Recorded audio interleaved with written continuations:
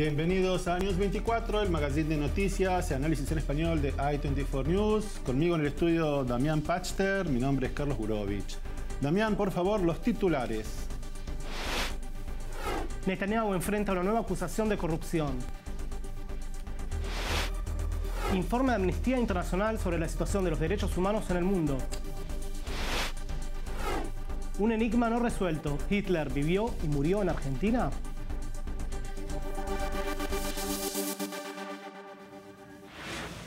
Y ahora nuestra editorial. El mes pasado el Parlamento polaco aprobó una polémica ley sobre el Holocausto que parece quiere reescribir la historia y que generó duras críticas por parte de Israel y las comunidades judías del mundo. Según la ley bautizada como Defensa de la Reputación de la República y de la Nación Polaca, Polonia castigará con 3 años de prisión cualquier nacional o extranjero que se refiera a los campos de exterminio de nazis en Polonia. Por ejemplo, Auschwitz o Treblinka como campos polacos, o acuse a Polonia de haber sido cómplice en los crímenes de Hitler. La ley apunta directamente a periodistas polacos o extranjeros porque descarta que pueda usarse contra artistas o académicos. También es extraterritorial porque afecta a cualquiera, independientemente de las leyes vigentes en el lugar donde se cometa el acto. A mediados de febrero tuvo lugar en Múnich la conferencia sobre seguridad nacional y allí el periodista israelí Ronen Bergman tuvo oportunidad de pedirle al primer ministro Mateusz Morawiecki que clarifique los objetivos de la ley y la respuesta fue totalmente escandalosa. Question for the Polish Prime Minister. This is about the new law that you just legislated that forbids people from claiming that you had part in the genocide of my people. I come from Israel. I'm an Israeli journalist. I'm a contributing writer for the New York Times. My late mother and my father. My mother received a special prize for good Polish from the Polish Ministry of Education when she was 5. Then the war started, and they lost much of the families because their neighbors, the Polish neighbors, snitched to the Gestapo that they are holding Jews. And after the war, my mother swore that she will never speak Polish for the rest of their life, not even a single word. If I understand correctly, after this law is legislated, I will be considered a criminal in your country for saying this.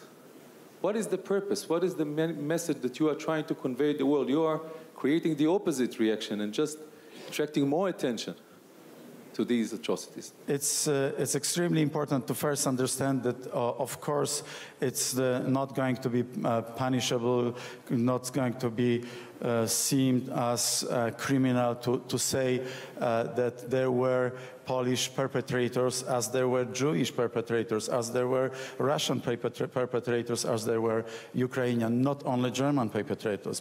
Angry to the extent of tears in my eyes. It's unbelievable that in 2018, at the center of the most important conference on national security, that he does not deny that there were Polish perpetrators as well as there were Jewish perpetrators and Ukraine perpetrators. If the Jews were snitching to the Gestapo, what happened to them? This was unbelievable, outrageous. Veamos la definición de perpetrar. Viene del latín perpetrare, que significa cumplir, ejecutar, realizar. Y como verbo transitivo, o sea, la acción que ejerce una persona sobre otra, es cometer, consumar un delito o culpa grave.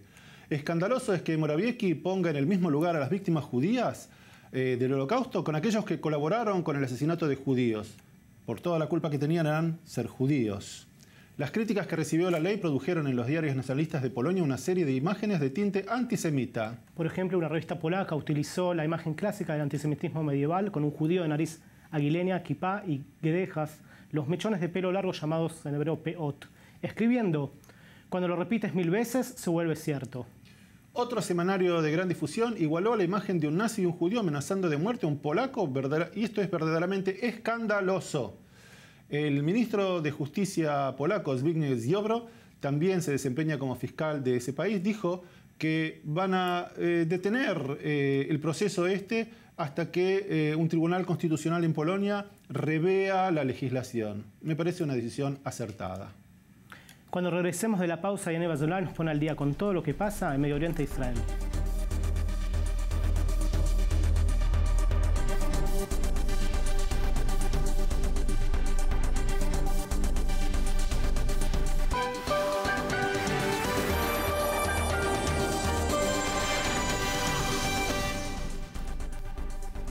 Volvimos del corte para seguir con News 24 en español y ahora venimos a la región Medio Oriente e Israel y con nosotros nuestro analista Yaniv Azulay. ¿Cómo estás, Yaniv? Muy bien, gracias. Yaniv, vamos a hablar de Netanyahu un poco. ¿Qué pasa? ¿Hay caso 1000, 2000, 3000, ahora 4000?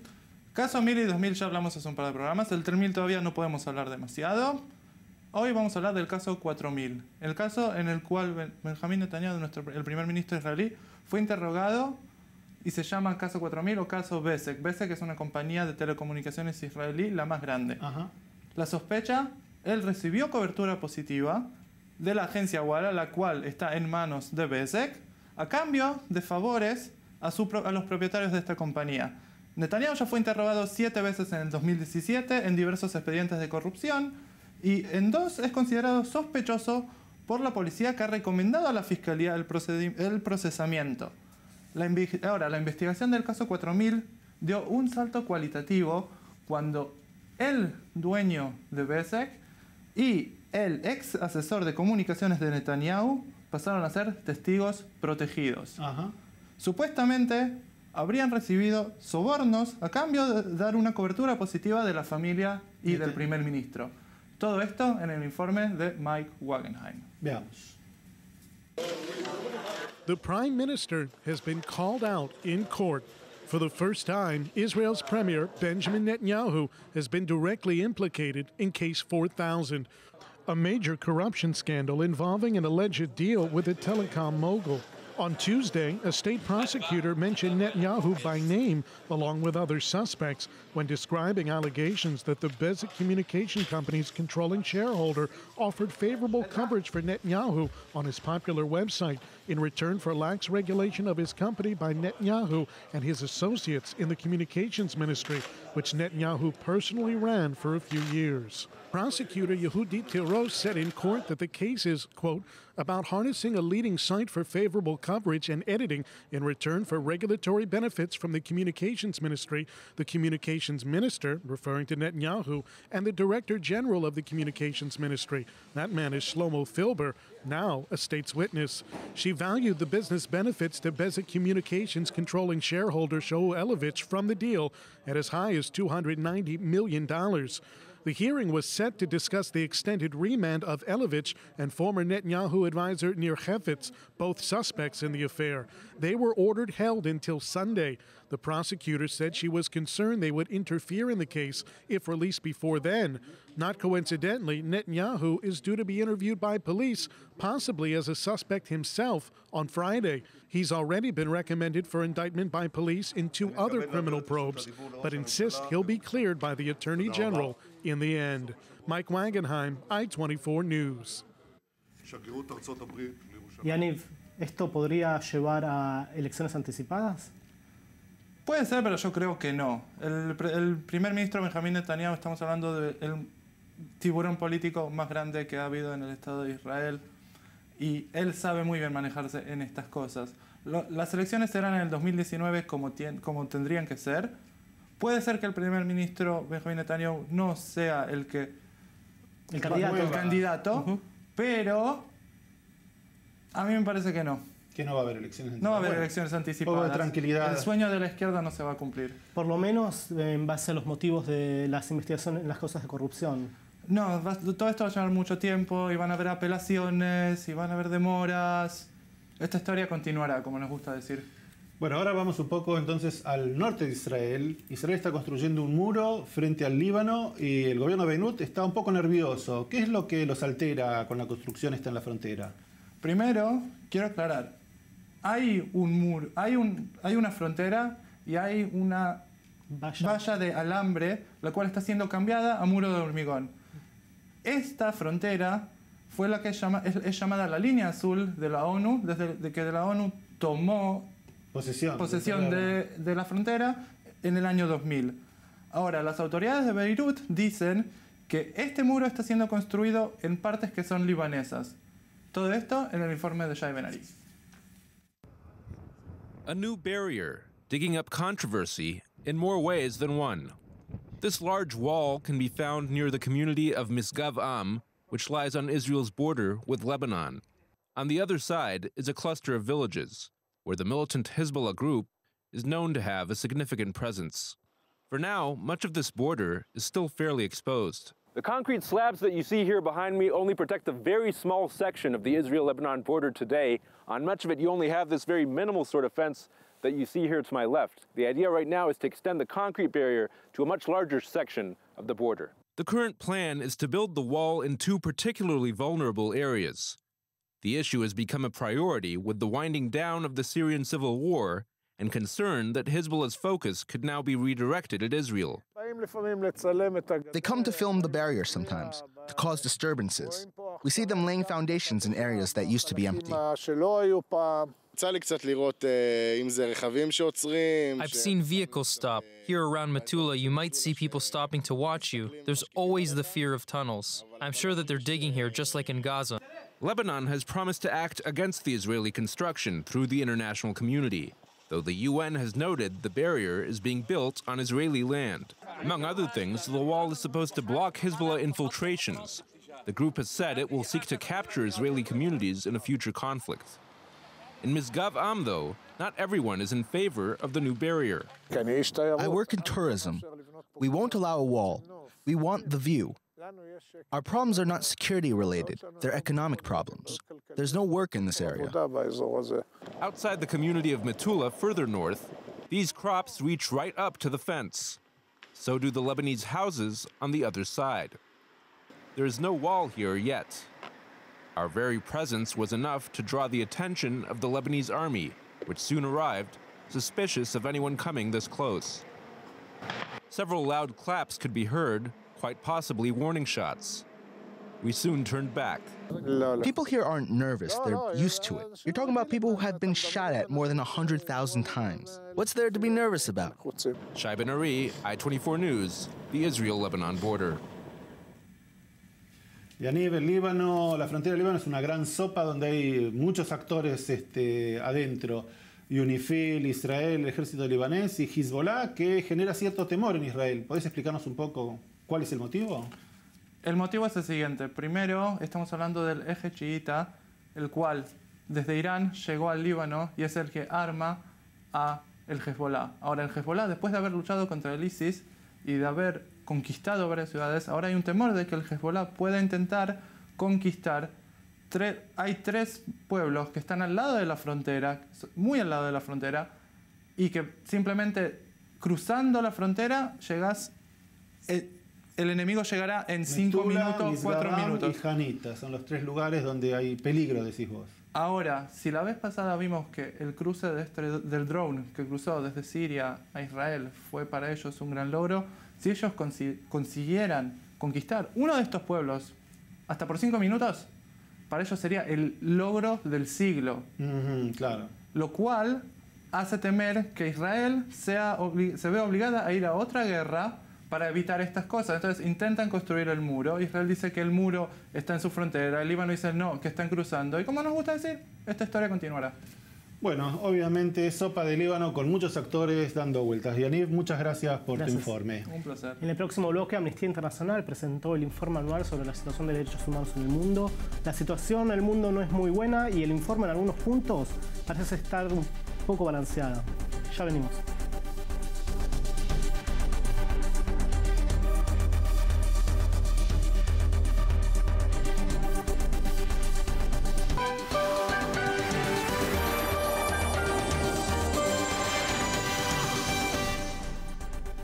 Estamos de regreso y ahora pasamos a hablar de Amnistía Internacional. El informe 2017-18 de Amnistía Internacional arroja luz sobre la situación de los derechos humanos en el mundo. Dice en el prólogo, las perspectivas regionales y el análisis individual de los 159 países y territorios de todas las regiones que componen este informe documentan la lucha de muchas personas para reivindicar sus derechos y el incumplimiento por los gobiernos de su obligación de respetar, proteger y realizar los derechos humanos. La ausencia en el informe de un determinado país o territorio no debe entenderse como una declaración de que en ese país no se produjeron durante el año violaciones de derechos humanos o que fuera motivo de preocupación para la Amnistía Internacional. Si bien la organización es mundialmente conocida por su lucha en favor de los derechos humanos, también es muy criticada por ser en ciertos aspectos muy tendenciosa sin brindar una imagen balanceada. Veamos dos informes, uno de México y otro acerca de Israel y los territorios. México.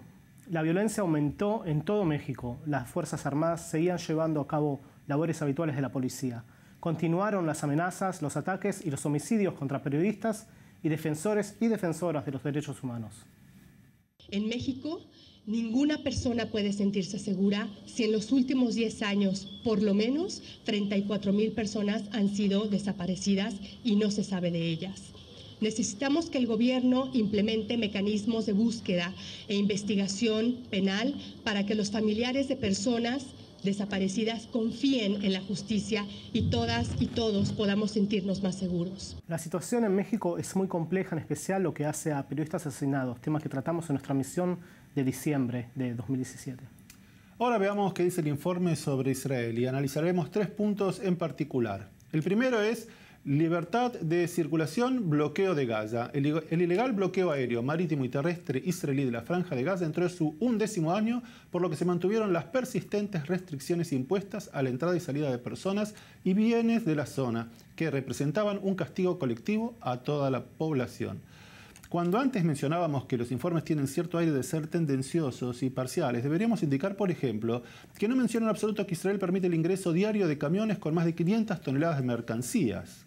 Sin duda, en Gaza hay una crisis humanitaria, pero el informe no menciona en qué invierte los recursos, por ejemplo, que recibe Hamás, el grupo terrorista sunita, que tiene como rehenes a casi 2 millones de habitantes de la franja.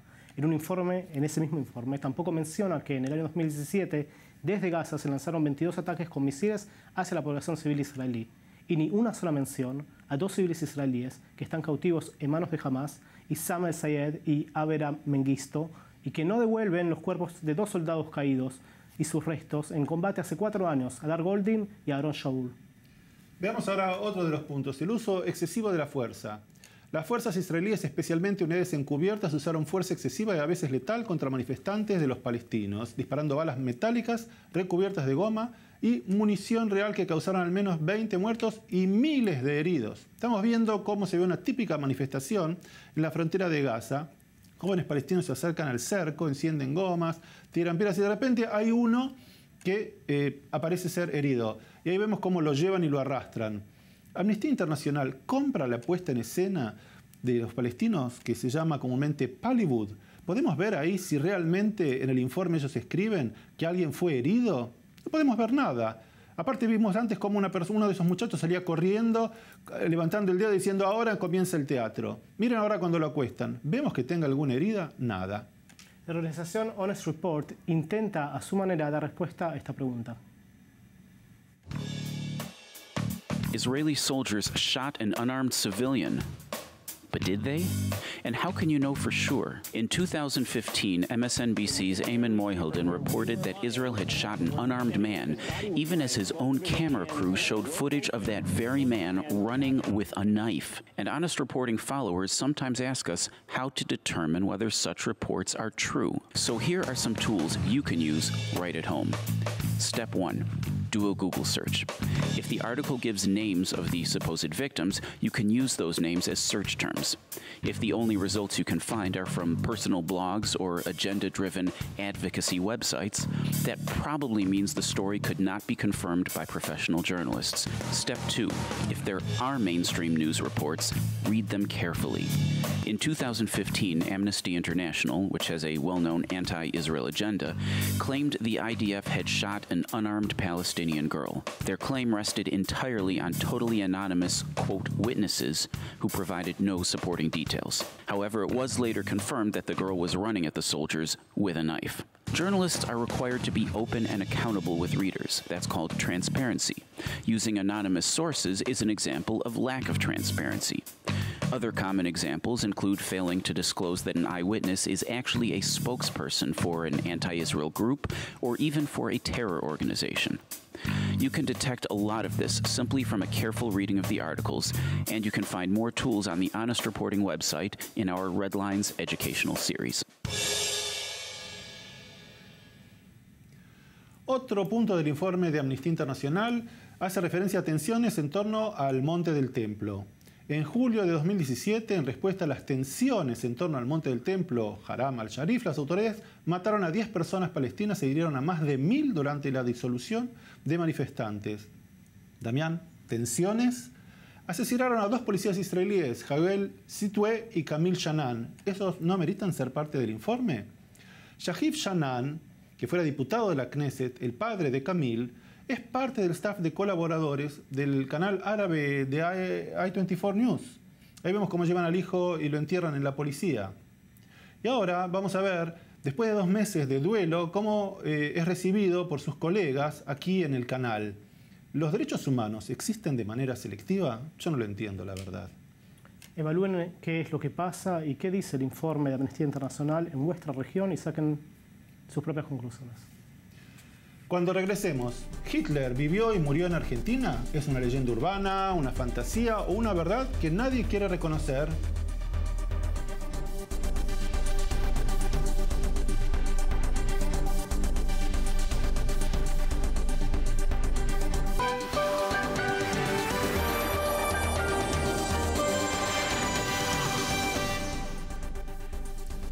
Seguimos con News 24, el magazine en español, y ahora nos vamos a ocupar de una leyenda urbana, una fantasía o una verdad que nadie quiere reconocer. ¿Se puede probar fehacientemente que Hitler se suicidó en Berlín en 1945?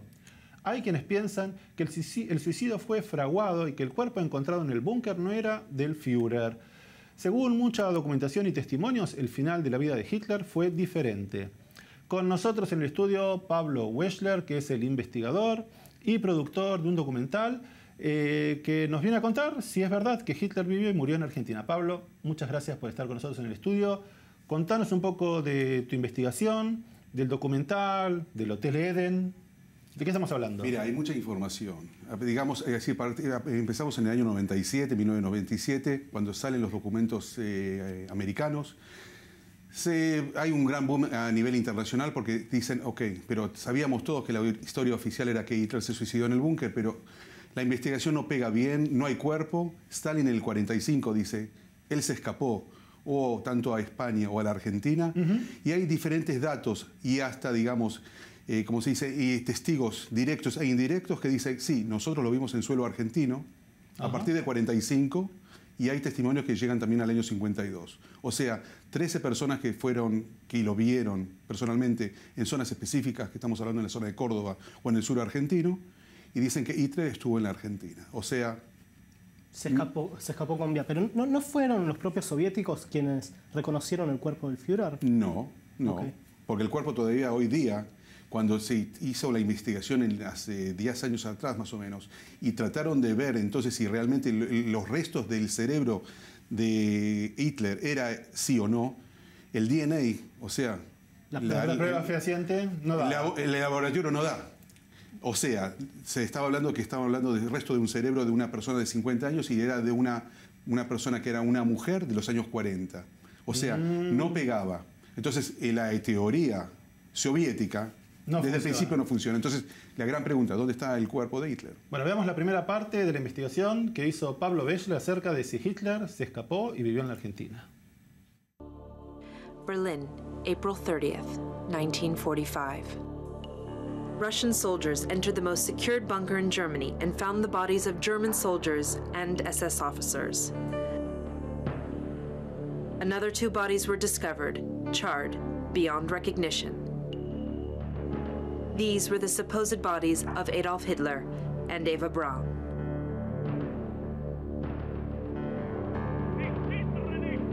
A few months later, new testimonials emerged from people who admit to seeing Hitler 1,000 kilometers away from Europe,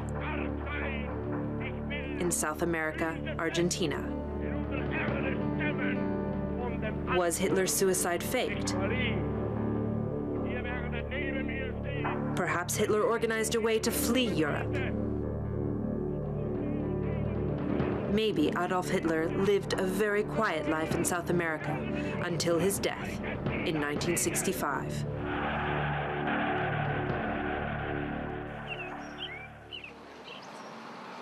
Argentina, La Falda, in a province of Cordoba. Pioneers who came here in the end of 1800 built this village. One of the most significant places of the provinces was the Eden Hotel, a beautiful site with international prestige.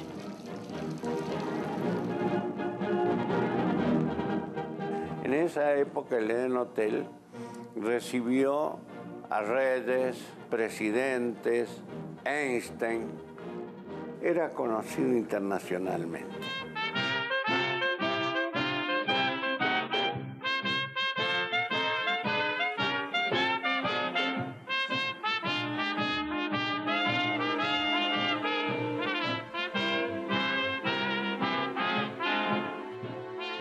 The hotel owners were Walter and Ida Eichhorn. They were supporters of the Nationalist Socialist Party in Germany and personal friends of Adolf Hitler. Esta gente se carteaba con el Führer y periódicamente esta gente viajaba a Alemania. Por lo menos 2 veces al año iba a Alemania. ¿A qué iban?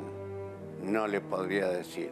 Hay gente que dice que iban a darle dinero para la campaña. No hay ninguna persona que haya sido más allegada y afín a Hitler que ellos dos. O sea, había una relación ahí muy loca, o sea, muy profunda, y a mí no me cabe ninguna duda que Hitler pudo llegar a donde llegó gracias al apoyo de ellos. Hitler le mandó de regalo un Mercedes-Benz, que fue el primer Mercedes-Benz que vino a la Argentina. Un regalo personal de Adolfo Hitler a la señora Ida Eichhorn. Pablo, en su libro El escape de Hitler, Patrick Bernstein dice que nunca se investigó seriamente la llegada de Hitler a Argentina y que además Perón lo ayudó. Exactamente. Vemos que la investigación fue muy amateur. Cuando se necesitan datos y llegar a información, faltan cosas básicas. Entonces, hay diferentes versiones de gente que estuvo cerca de Hitler en los últimos días, según lo que dicen. Y nada pega. Hay muchos problemas en cuanto a ver si realmente estamos tratando de una versión verdadera o no. Entonces, salen muchas preguntas al aire y no hay respuestas. Yo, a mi opinión personal, es que llegó a la Argentina. Bueno, veamos entonces la segunda parte de la investigación de Pablo Bechler, si Hitler vivió y murió en la Argentina. May 1945. The end of World War II. The end of the Third Reich. Europe is free again. The Allies publish an official declaration that they found the bodies of Adolf Hitler and Eva Braun. Patrick Burnside, researcher and author of the book Hitler Escapes, has posed many questions about the investigation of Hitler's death. Cualquier situazione policial di un evento donde hay un suicidio, donde hay una muerte, se investiga. En este caso no se investigó. Se investigó menos de cualquier evento, de cualquier nazione, de cualquier policía del mundo. Cioè no se abrieron expediente, se encargó un jovencito que en su época fue el mayor Trevor Roper, que era un recién neolaureado en historia, de investigar bonariamente la muerte de Hitler, porque da todo lado se decía que Hitler no había muerto y se había escapado, da todo lado. Fueron franceses, fueron rusos, fueron cualquier nazione beligerante, dijo la suya.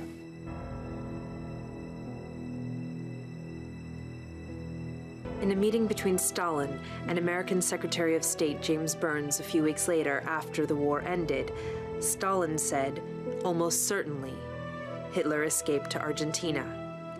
In the meantime, President Roosevelt formed a unit of the FBI to investigate Hitler's whereabouts.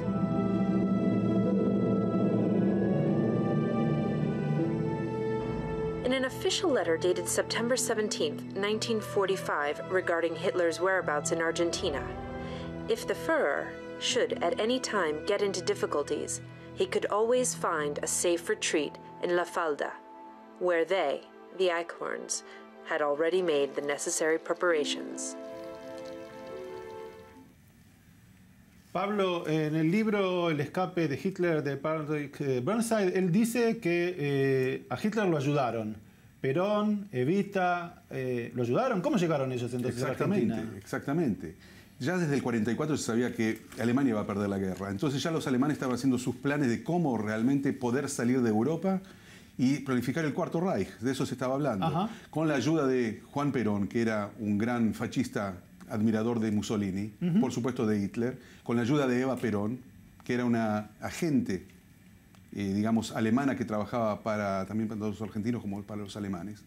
Toda una red que se montó para ayudarlos a Hitler a llegar a Argentina.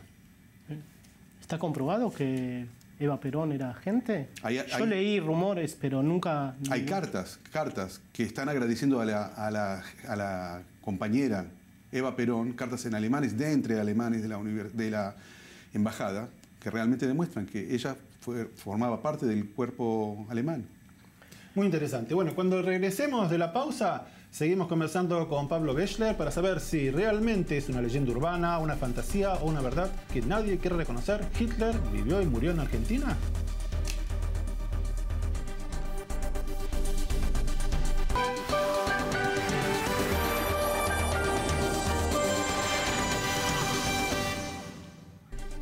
Seguimos en News 24 en español y con un invitado especial, Pablo Bechler, a quien le preguntamos si es una leyenda urbana, una fantasía o es verdad que Hitler vivió y murió en Argentina. ¿Hay documentos y testimonios del FBI que sostienen esa versión de que Hitler estaba en Argentina? Exactamente. Hay, informes de la FBI del año 45 que informan del año ya que en julio una caravana, un convoy de submarinos llega a las costas de Buenos Aires, de la Argentina, al sur patagónico, y de ahí se trasladan a la zona de Bariloche. O sea, ¿El puerto estaba bajo seguimiento? No, pero hay información. En el Mar del Plata. Hay dos que llegaron en el Mar del Plata 2 meses después de que terminara la guerra, pero también hay llegadas a Necochea de submarinos nazis, hay también que llegan a la zona de Puerto Madryn. Entonces, la pregunta es así, hay submarinos, ¿por qué no se investiga? O sea, ¿hay alguna ayuda local para que lleguen y que sean recibidos en la costa y para que todo este convoy de gente y lo que no sé qué hay más ahí se trasladen a la zona de Bariloche? ¿Hay una ayuda local y por qué no se investiga? Ese es el problema. Es una buena pregunta. Cuando hiciste tu investigación en Argentina, realizaste entrevistas. ¿Qué fue lo más impactante que te contaron? Había por supuesto pocas que querían hablar y muchas que no. Ajá. O sea, 70, 60 años después, la gente todavía tiene temor a hablar y decir lo que ellos saben. No le pagué a nadie, hablé con gente, pero realmente la gente con las que hablé creo que dicen la verdad y creo que es la verdad lo que saben. Veamos entonces ahora los testimonios que recabó Pablo Bechler en su investigación sobre Hitler, si vivió y murió en Argentina. Catalina Gamero was one of the workers in the Hotel Eden who worked for the Eichhorns since she was an adolescent. She told us that she served for 3 days a very special guest of the Eichhorn couple, Adolf Hitler. This was during 1947. Estuvo Hitler ahí, sí. Estuvo 3 días, eso yo sí. Eso yo porque vimos los choferes y todo, el padre Mónica también, pero nosotros teníamos que callarlo la boca. O perdíamos el trabajo y después lo agarré a Luis yo y le digo, che Luis, cállate, me dice, no digas nada. Y si ahí había foto de él y después uno por más que no tenga bigote, es como si usted ahora se saca los bigotes y tiene bigote, se saca los bigotes, yo lo voy a reconocer. Y no es ni alto ni petizo, es un término medio de tipo. Nada más que él, no sé si serían postizos los bigotes que tenía, no sé, porque ahí estaba sin bigote. Y en la foto que sabía ver en la casa estaba con bigote. En el 49 más o menos había llamado de La Rioja yo sabía que estaba ahí, porque lo había llevado Luis. Y después hubo llamado de Mendoza, pero de La Rioja yo sé porque lo llevó Luis. ¿No sabe cuál fue el contenido de las conversaciones? No. ¿No sabía que...? Y sí, porque la voz es tan... ¿Usted perdía el teléfono? Sí, teníamos que preguntar aparte de quién y él nunca lo decía. Era el único que nos decían. ¿Y qué hablaba? Llámela tantida, me decían nada más. ¿En qué idioma? Es un idioma más muy acento alemán. Additional to Gamero's testimony, there is the testimonial of Hernan Ancin, who is a carpenter of Antipă Village, a Nazi leader in Croatia, who lived in Mar del Plata, Argentina, during the 1950s. Hitler Y debe de haber sido fines del 53. ¿Y en qué circunstancias? Vino ahí, venía. ¿A dónde? Al edificio a hablar con Pavelic. Venía caminando con los 3 guardaespaldas y la señora. Prácticamente lo traían caminando, ¿no? Porque apenas caminaba él. ¿Tenía la misma pinta? La misma, de blanco, pelo corto, tipo militar, cortado, sin bigote, con el pelo tirado hacia atrás, digamos, la americana cortado. ¿Usted está convencido que era así? Sí. The testimonial we saw asked the question, if Hitler understood the end of the war was approaching, did he decide to leave the country? Patrick Burnside is sure that Hitler escaped to South America thanks to the German infrastructure, who received the permission and facilities of Argentinian General Juan Perón. Hubo un preparativo en los años 45 para crear un lugar seguro, manejado a sueldos de los servicios secretos alemanes, crear un hábitat favorable por un eventuale desenlace no favorable a Hitler. Pero los documentos liberados, docenas, indican que Hitler y su señora, llamámosla así, llegó a la Argentina con 2 U-Boot, una noche de mediados de julio de 1945. No, pero él de morir murió en Argentina, eso yo lo apuesto. Porque él daba vuelta acá en la Argentina, él no se fue de acá. Y él no murió allá en Alemania tampoco. Todo indica que hubo años vivido en un lugar apacible, rodeados de seguridad, de bosques impenetrables, alejado dalla civilizzazione e tranquillo, vivió tranquillo. As we saw from testimonials of different researchers, Adolf Hitler died a natural death in Argentina sometime during the 60s. Until now, no one knows where he's buried. Lo de Trevor Roper, The Last Day, tendría que ser The Last Year of Hitler en Patagonia, no los últimos días en Berlín. Pablo, Carlos, cualquier persona de mi generación escuchó o estuvo expuesto a esos rumores, me refiero en las propias familias judías en Argentina, respecto a oro o dinero de Alemania que venían esos submarinos. ¿Es posible que eso sea así? Según informes, tanto argentinos como del FBI, de los mismos submarinos salían cajas muy pesadas que eran trasladadas en camiones para el lado de Bariloche. Sería bueno saber dónde está ahora el oro nazi, como se llamaba. Exactamente. Vamos a hacer una pregunta. ¿Dónde está enterrado Hitler? ¿En Berlín? ¿En Córdoba? ¿En la Patagonia? ¿Algún día sabremos la verdad? Hay que seguir investigando. Por eso es que es necesario un presupuesto muy grande de dinero para seguir adelante esta investigación, que la estamos haciendo desde 2005. Estamos filmando materiales, pero hay que constantemente oxígeno, como le decimos nosotros, para poder seguir esta investigación. Es muy importante tanto por un lado de productoras como televisión, canales de televisión, que estén interesados en hacer una coproducción con nosotros. Bueno, esperamos que la difusión de este material contribuya para que ustedes consigan los recursos necesarios y puedan terminar la producción. Queremos saber dónde está enterrado Hitler. Muchas gracias por haber venido, Pablo. Gracias. Y cuando regresemos, Sarita Roth nos canta en castellano y también nos canta en hebreo. Ya seguimos.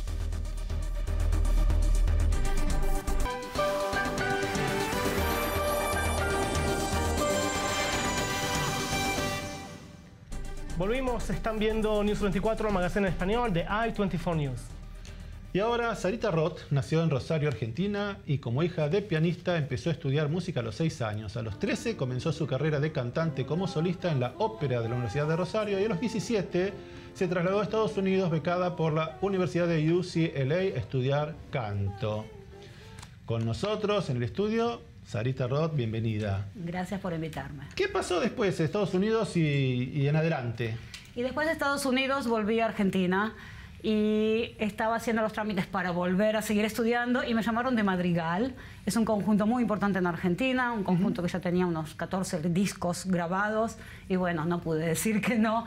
Empecé a cantar en Madrigal, seguí cantando con Madrigal en Mini Singers, salimos subcampeones en el Teatro Colón, en una competencia nacional. Y seguí cantando folclore y rock al mismo tiempo.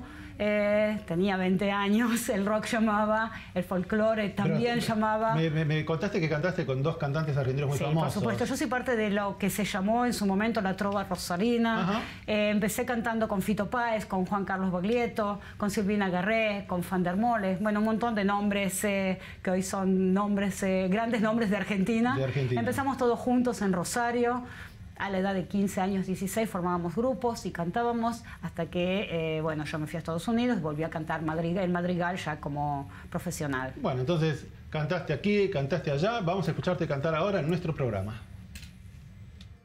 Gracias a la vida que me ha dado tanto, me ha dado el sonido y el abecedario.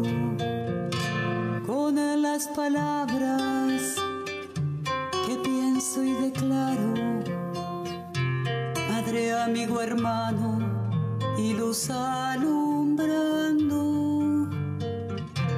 la ruta del alma del que estoy amando. Y por esas cosas raras de la vida, sin el beso de tu boca yo me vi. Amor de mis amores, vida mía, que me hiciste, que no puedo conformarme sin poderme contemplar. Ya que pagaste mal a mi cariño tan sincero, lo que conseguirás que no te nombre nunca más. Amor de mis amores, ella quieta. Sarita, cuando llegaste a Israel, ¿dónde estudiaste música aquí? Aquí en Israel llegué a estudiar música en Levinsky y en la escuela de jazz Rimón, que era nuevita en ese momento, y fue realmente una felicidad, una alegría que hubiera un lugar que pudiera estudiar música que no fuera música clásica. Estudié otra vez con los grandes nombres de Israel que en ese momento yo no los conocía, pero resulta que eran todos muy famosos. ¿Por ejemplo? Yehuda Eder, Gidi Go estaba ahí, estaban todos dando vueltas por Rimón, todos enseñaban en ese momento. Y bueno, estudié ahí. Después seguí cantando, por supuesto, en el conjunto de la universidad, en el conjunto de la agencia judía, que nos llevó a cantar por todo el mundo, en inglés y en español. Sí, hicimos una obra muy linda sobre la inmigración a Israel, sobre la Aliyah. Sí, donde contábamos todo lo que pasábamos. Nos contaste que cantabas en castellano y también en hebreo. Escuchemos un pedacito entonces de El día que me quieras.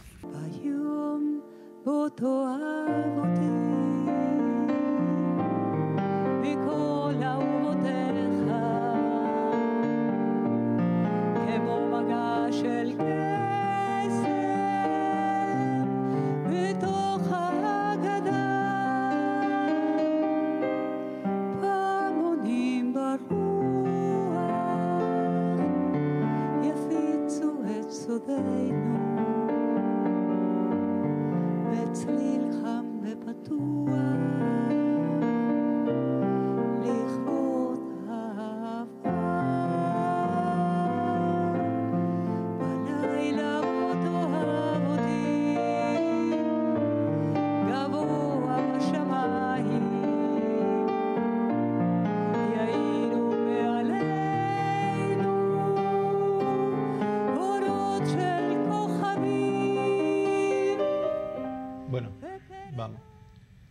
Sarita, ¿dónde te podemos ver y escuchar? Y escuchar. Yo doy actuaciones por todo el país. En realidad estoy en cualquier lado del país que busquen. Seguro tengo una actuación en las próximas semanas. Busquen en el Facebook, en mi la sitio. La dirección que ahora aparece en pantalla. Sí, ahí. Y bueno, la cuestión es llevar alegría a toda la gente, es hacer actuaciones que la gente pueda salir alegre y pueda hacer un impas de su vida. Y bueno, te deseamos mucho éxito en tu carrera como cantante, ahora nuevamente en Israel. Y mientras escuchamos a Sarita, nos despedimos hasta la semana que viene. Damián, nos vemos la semana que viene. Nos vamos escuchando a Sarita Roth. Nunca creí